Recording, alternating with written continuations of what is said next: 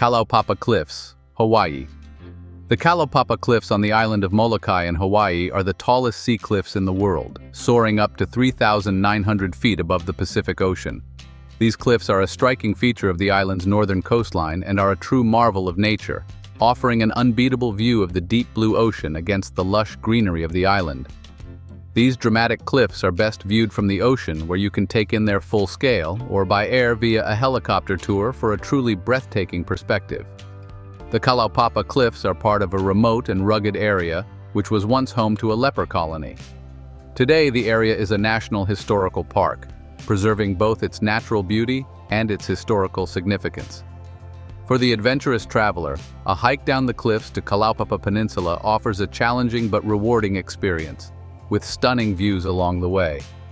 Whether you view the cliffs from above or below, the sheer size and beauty of Kalaupapa will leave a lasting impression.